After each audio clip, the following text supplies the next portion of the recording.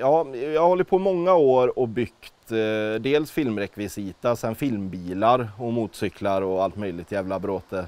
När produktionen lägger ner så kan det hända att man köper upp större delar av rekvisitaförråd. Sen köper jag en hel del dödsbon och sen alltså när macken kom till, då blev det ju väldigt ofta så att folk stannade till ut med vägen och knackade på och bara min farfar har gått bort, han hade massa gammal bråte, vill du komma bort och titta om det var något att ha? Och sen försöker jag se förbi all rost och skit, så hittar jag bara en jävla plåtbit så det kanske står ett gammalt företagsnamn på den, då tänker jag det där kan bli en skylt, det kan bli något annat, det kan bli en bil, vad fan vet jag.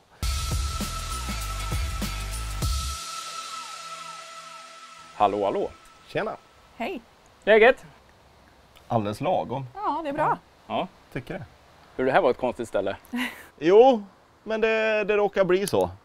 Ifrån början ett förråd och sen spårar det ur lite, så idag är det väl mer ett landsmärke kanske. En bensinstation, ett museum, en plats för gubbar och gummor att komma och gå på dagis. I grund och botten så byggde jag detta för att jag behövde två saker. Jag behövde ett förråd och jag behövde hjälpa min fru att hitta en stationär scenografi för hennes fotoverksamhet. Min fru är en väldigt, väldigt duktig fotograf som nischat sig just i 50-tal och retro. Pin-up-bilder om du så vill. Och i början på hennes karriär så var det ett heltidsjobb att bara leta scenografier. Så ja, när jag ändå fick tillåtelse av henne att göra ett förråd så passade jag på att säga, men ska jag inte göra en scenografi av förrådet då? Och det fick jag ju då. Så varje vägg på den här lilla delen utav trädgården är tänkt som en fotobakgrund. Och sen var det ju väldigt mycket folk som fattade intresse för detta som passerade ut med vägen. Och idag så är det kanske mer en turistattraktion än vad det är en scenografi. För 5 år sedan så var det bara en massa grönska och 15 äppelträd där vi står just nu. Så fick jag låna en minigrävare utav min gode granne. Aldrig kört grävmaskin i hela mitt liv, men tänkte det kan inte vara så svårt. Frugan var att jobba. Så jag har till och med kvar en printscreen på det, en sms-konversation när jag skriver till henne, få inte panik när du kommer hem. Och hon svarar, vad händer? Och då svarar jag bara, jag älskar dig. Sen fick hon en bild och det såg ut som en massaker här. Alltså jag hade plöjt upp hela jävla trädgården. Nej, jag vet så väl att jag körde upp här framför macken och så såg hela trädgården ut som en crossbana. Men jag visste ju också samtidigt att det är bara att ta en spade och en skottkärra och börja skyffla undan. För att jag vet ju att det kommer bli bra. Bara han får leva ut sina drömmar och fantasier. Jag är välsignad med en fruktansvärt förstående fru och förlåtande fru. Det är väldigt sällan jag frågar först, utan jag ber om ursäkt efteråt istället. Nej, jag är lyckligt lottad, så kan man väl säga. Han gjorde ju genidraget att köpa en Volvo Amazon till mig när vi blev tillsammans. Och han gav mig den i 20-årspresent. Bara för att han hade hört att min pappa körde en Volvo Amazon när jag var liten. Och min pappa gick bort när jag var väldigt ung. När man väl fick känslan på att köra sin egen gammelbil och liksom kände att gud, det här var helt fantastiskt. Då fastnade jag ju också. Så att idag är jag med honom ute i garaget och skruvar. Och många gånger så löser jag ju problem som inte han kan lösa. Så att jag smäller honom på fingrarna emellanåt också. Det är faktiskt sant. Vi kompletterar varandra bra. Vi värderar gamla saker båda två. Många yngre som också går här och tittar och liksom undrar över alla gamla verktyg. Och för dem så, alltså det är så främmande för att idag är allting så appstyrt och det är batterier. Och vi känner ju ändå någon form av skyldighet att visa att världen inte riktigt har sett ut hela tiden som den gör idag. Utan vi har faktiskt en historia också. Är det här Ulla? Ja, det ska väl föreställa Ulla. Alltså det är ju en historia bakom Ulla i Tobak också. Det var så att Antons mormor drev en tobaksbutik i Skultorp, heter det, i Skövde. Och då kallades hon Ulla i Tobak. Och när hon gick bort så, då ville vi ju liksom hedra henne på något vis. Så att därav att jag beställde den här emaljskylten då till honom. Att vi fick lite kalla det här Ulla i Tobak och lite hyllning till henne. Och sen alla prylar här inne, det är ju sånt som vi har samlat på oss från loppisar och filmproduktioner och donationer mycket också, ska jag faktiskt säga. För i och med att vi har ju återvinningscentralen 200 meter härifrån, så många stannar ju på väg ner dit. Att när de kommer på att, men vad sjutton, de kanske vill ha den här prylen istället. Så att ja, det har varit mycket gott och blandat, och sen kom jag över en köpmansdisk som vi fick kapa av på mitten, för att det är ju ändå ganska kompakt liten kiosk. Men målsättningen här har ju varit att det ska se fullproppat ut från golv till tak. Så att vi är ju en bra bit på väg, men vi har ju lite till godo fortfarande, som tur är. För det är, ja, man springer på sakerna man minst anar det. Nej, men vi har haft lite olika kylar.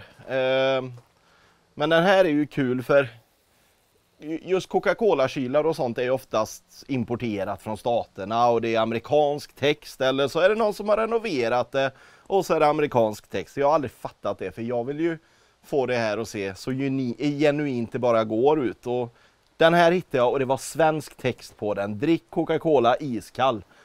Och det här, alltså, det ska ju vara så jävla miljövänligt i Sverige idag.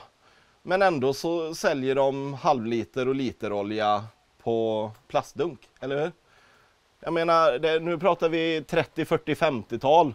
Och här tog du bara en kanna och höll under. Fyllde upp din liter med olja du behövde till bilen. Och du brände inte en enda plastbit där. Det var ju fan mycket mer miljövänligt för nästan. Så det är en gammal oljebar. Det var så du tankade upp oljan i din bil. Och så betalar du i kassan sen. Mycket smidigt. Pumpar är dyrt. Men nu är jag väl ganska nöjd med min samling. Nu ska de bara snyggas till lite. Men alla är Ljungman, det vet jag. Att det är ju svenska pumpar. Och det är väl den första Ljungman-pumpen. En Ljungman Vici från 1927 då. Med originalglob och originalcylinder. Allt original på den. På nätterna så lyser den upp hela trädgården, den här globen. Det sitter en 20 watts LED-lampa i den, så det blir ett jävla ljus. Ja, och sen alltså, fortsätter vi runt så står det ju allt ifrån verkstadsgrejer till en avsågad Oldsmobil. Jag har ju lite svårt att bestämma vad jag ska samla på, så kan man väl säga. Utan allt som är gammalt och ser fränt ut, det måste jag ha. Så allt ifrån en gammal herrcykel med påhängsmotor, jag vet inte hur många påhängscyklar vi har, det finns för många. Men det här är en lokalbo som byggde en Monster Olds med en 46 med luftfjädring och Mustang-framvagn och allt möjligt roligt skoj. Det här var hans donatorbil som vi körde hit med kran, och den var helt upprostad. Det fanns inget kvar, det var bara... Ja, ungefär det skicket alltihop då. Men vi försöker i den mån och ekonomi vi kan att stötta motorburen ungdom så mycket som möjligt. Och just i det här fallet så var det en 15-årig pojk som precis fått ordning på sin EPA-traktor. Och då tog jag hit han. Jag vågade inte ge han vinkelslip eller svets, för ja, man vet ju aldrig liksom med barn. Men jag gav han en popnit och lite plåt och lite buntband och sa att om du sätter ihop den efter allt du klarar av och målar upp den med lite hammarfärg, så tankar jag din EPA-traktor full. Och det gjorde han. Och så mycket gubbar som har gått här och bara, men nog fan när man var raggare att man lagade en hängande skärm med lite buntband.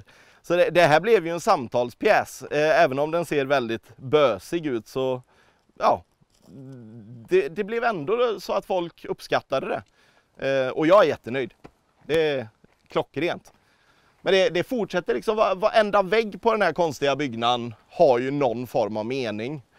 Så ifrån en smurfblå Oldsmobil 46 till fotogencentralen här på baksidan.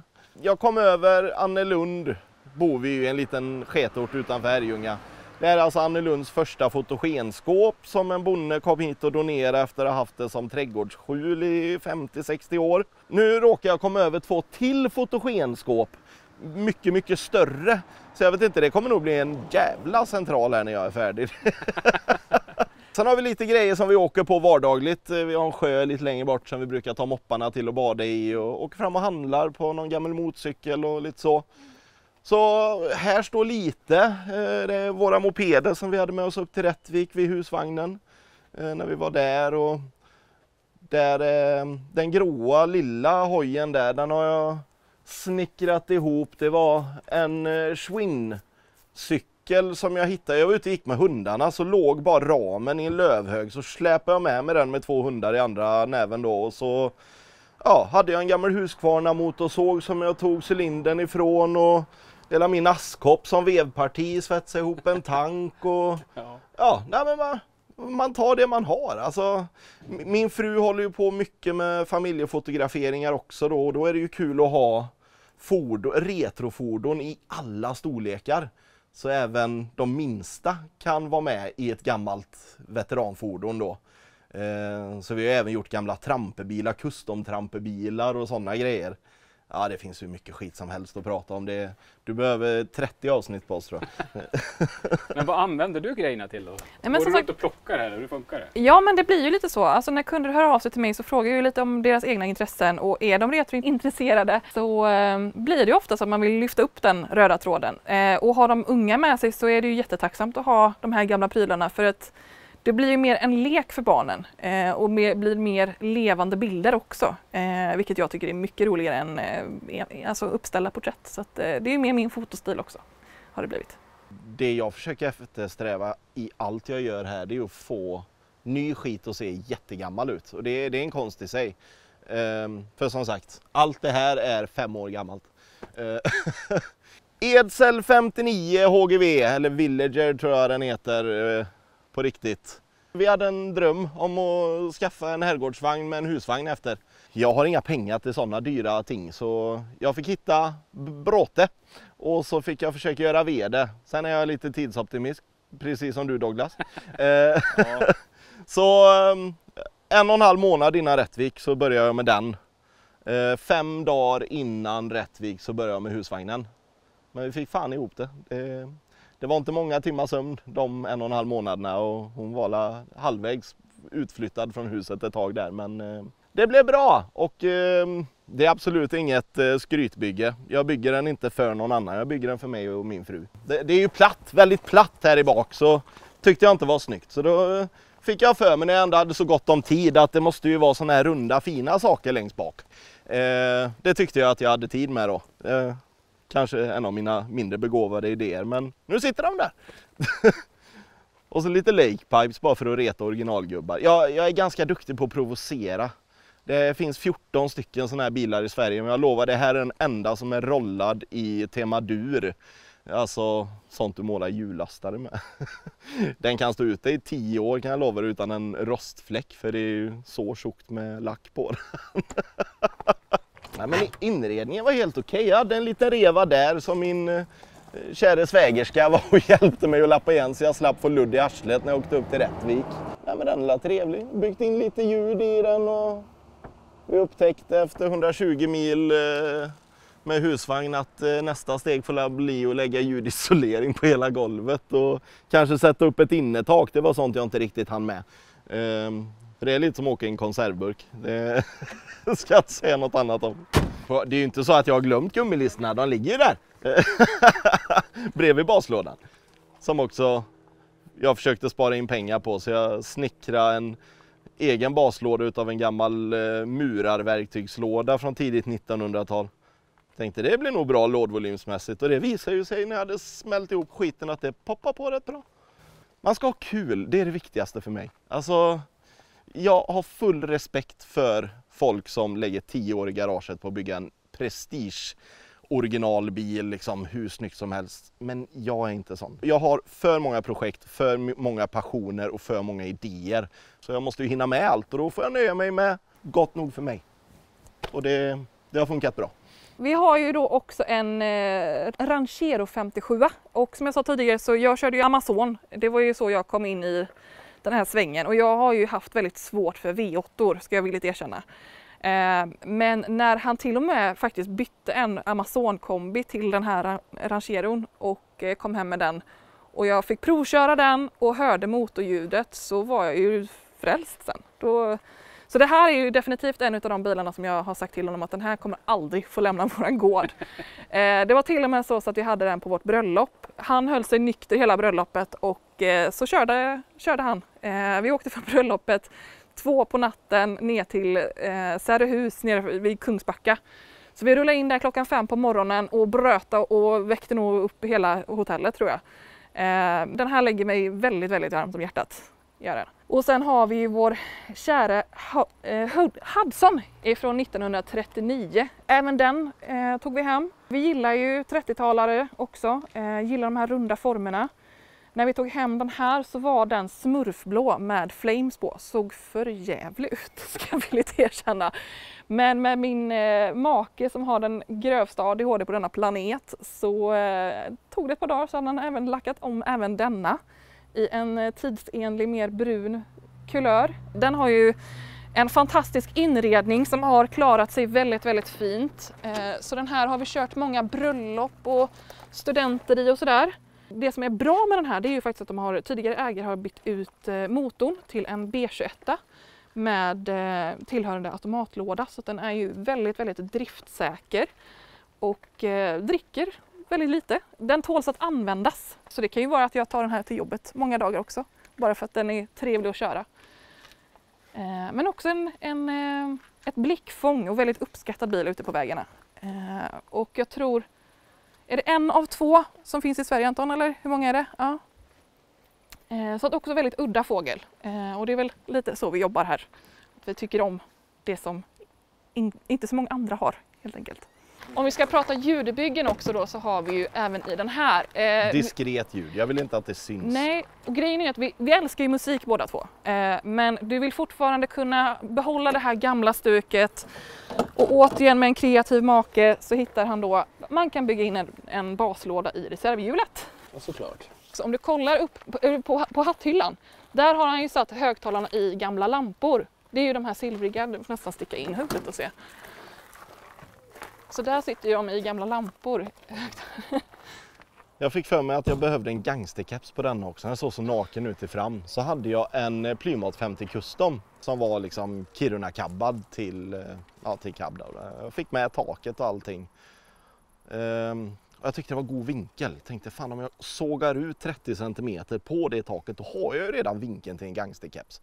Och så med lite såna här gamla fina vingmuttrar till 30-tals racingcyklar och lite vagnsbult så ja, det blir ju fan en gangsterkeps. Så det är en Plymouth 50, taket på en Plymouth 50 som fick bli gangsterkeps. Billigt och bra. Nej men som sagt, vi vart ju med husvagn ganska nyligen också. Målade den matchande till Edsen då så att vi har ett riktigt maffigt ekipage när vi är ute och åker. Tittade på en SMV länge innan vi hittade den här men insåg ju när vi har fått hem den här att vi hade aldrig fått plats i en SMV så att den här är väldigt rymlig och bra. Nej men som sagt, den var ju renoverad invändigt när vi tog över den så att vi har ju ägnat tid på utsidan. Den var nikotingul med röda lister innan vi målade om den. Och insidan är ju det här klassiska med pepita-golvet och lite diner-stuket kan man säga.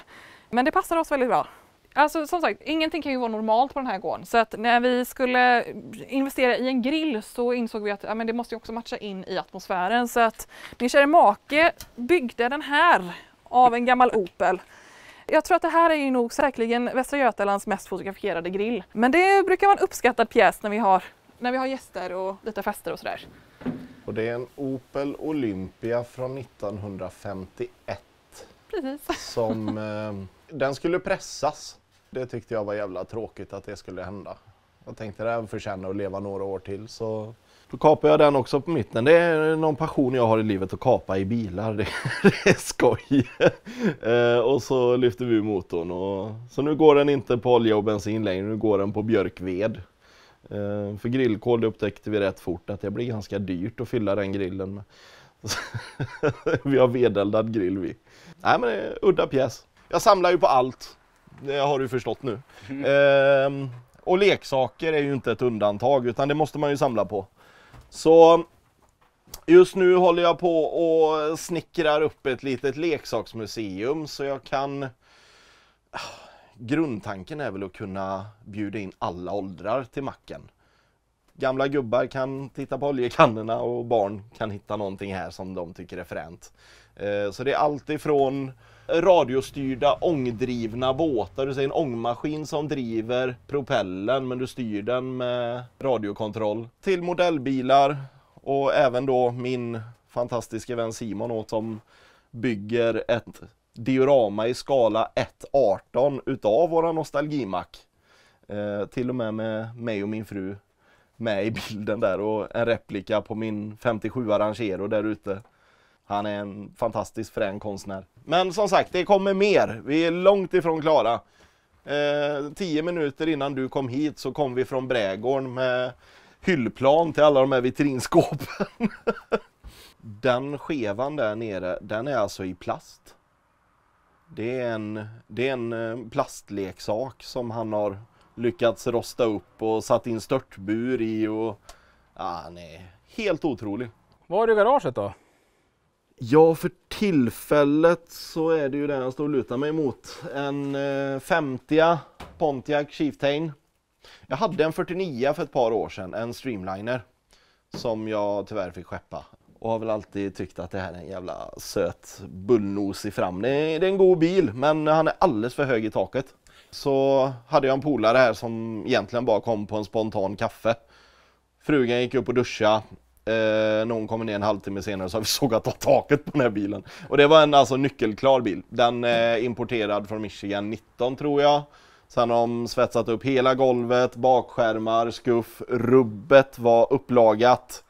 Ja, nybesiktigad, det var tuta att köra. Men 2 killar med ADHD och 2 koppar kaffe så tog det en halvtimme så var taket av.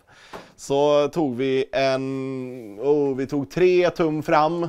Och sen ville vi få till någon form av Streamliner-ände på den. För många som shoppar en stolpe eller en sån här sedan oavsett, de får ju det här ganska raka avslutet. Jag ville mer att det lutade.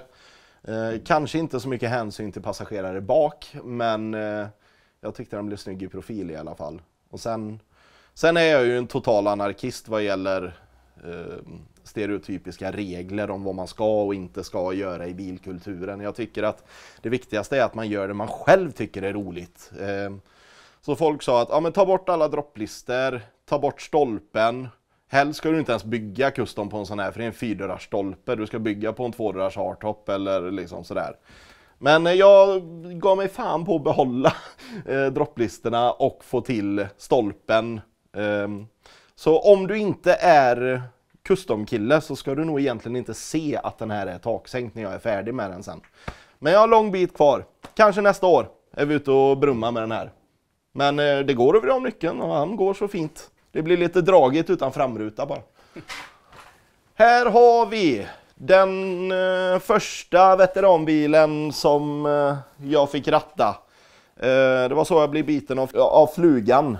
Veteranbilsflugan. Min morfars far jobbade på Volvo i Skövde och gjorde motorerna till PV på 60-talet, tidigt 60-tal, slutet av 50-tal. Och han hade skitbra rabatter på Volvo-bilarna. Alla hans arbetskamrater köpte Volvos. Men han själv sa på grov skaraborgska givetvis att så jävla mös som jag har fuskat med de motorer, jag skulle aldrig köpa en Volvo. Så han köpte en Opel Rekord 61. Mamma åkte i den när hon var nyfödd. Mamma och pappa åkte i den när de var nykära. Brorsan tog den på sin student. Jag och min vackra fru åkte runt i den när vi var nykära. Så jag utbildade mig till svetsare och biplåtslagare i gymnasiet och hade denna lite som gesällprov i skolan där. Så hämtade den i logen utanför Skövde hos mormor och morfar och svetsade upp och gjorde ordning den. Så den var görfin för 10 år sedan. Sen råkade den stå ute på gräsmattan i 4-5 år och nu ser den ut så här. Men den är här inne för att väckas liv igen, är tanken. Såg den ut så där för 10 år sedan? Ja. För 10 år sedan är den bilden tagen. Och det är egentligen tack vare den som vi kom in i det här med filmbranschen också. För att jag såg på Facebook att de efterlyste precis en sån Opel i originalskick. Till vår tid är nu-produktion. Ja, så då fick vi komma ner och visa upp den. Och de fastnade för den. De sa att ni behöver ta bort alla dekaler ifrån den, men vi kör på den. Så vi var nere typ 14 olika gånger för att de skulle filma med den då. Så den här har Charlie Gustafsson, han som spelar Kalle. Och hon som han hade barn med i filmen, jag vet inte vad hon heter. Sonja. Sonja. De har spelat in i 3 timmar, satt vi på ett picknickbord och tittade på när de spelade in en sexscen här inne. Det roligaste var ju också att jag hade sagt till hans morfar som har haft bilen innan att nu måste du följa serien liksom, för bilen kommer synas. Och den första scenen som kom var ju just den här otrohetsscenen. Men han var så stolt att bilen var med på tv. Ja, vi kände ju igen att det var våran bil i och med att vi hade en trasig baklampa kvar, så att det var ju ett kännetecken. Men det är en väldigt trevlig liten bil. Det är en amerikanare i miniformat. Men du, en fråga bara. Är det de här typ av såna här foton du gör då? Ja, men det är det. Det där är ju egentligen alldeles i början av min karriär. Ja, likadant den också, ja, precis. Den är ju tagen här i garaget. Så det här är väl bland de första bilderna jag tog. Nu har väl utvecklats en del sedan dess, som man alltid gör. Men det var där det tog start. Jag har ju hållit på med fotografering länge. Det är ju min kreativa ådra. Testade att tävla i SM 2022 var det. Bilden som jag har tagit är insidan av en luftballong när piloten går och vecklar ut duken längst bort. Och sen hade jag sån tur att solnedgången var precis i bakgrunden bakom ballongen, så att det ser ut som hela ballongen glöder. Så den tog ju sig hela vägen till första pris. Hittills är det nog mitt livs största moment faktiskt, när jag fick gå upp och hämta den medaljen. Det var otroligt häftigt. Kul! Förutom när hon träffade mig då, det var hennes absolut största moment. Precis. Men så du är svensk mästare i fotografi då, eller vad man säga? Ja, jag var det i alla fall. De byter ju varje år. Men ja, jag har ett SM-guld i bagaget som fotograf. Hörru, jag ser att du hojar också. Massor. Fick något dille på att börja samla på förkrigshojar och mycket svenska, europeiska hojar. En Monark M400, 175 kubik, 2-takt, upprenoverad, halvdant. Men väldigt trevlig att åka på, 3-växlad, går att ta bara 1000. Det är en utav dem, men jag har så många fler som jag vill visa dig. Helt ärligt, jag har inte tid. Jag tycker så här, jag ska på kalas nu, min brorsdotter fyller 8. Så kom förbi en annan gång så visar jag upp. Jag har nog i alla fall ett 30-tal hojar du vill titta på. Det låter som en jättebra prom. Ja, men absolut. Jag har ett ställe till. Jag har ju vuxit ur det här stället typ 3 gånger. Så jag hyr en laggård, vi kallar det för Svarta hålet. 20 minuter därifrån. Där jag har bombat fullt med massa fräna byggen. Så dit åker vi nästa gång tycker jag. Får vi säga på återseende då. Tack så hemskt mycket, detsamma. Hej på det. Tjena. Tack för besöket.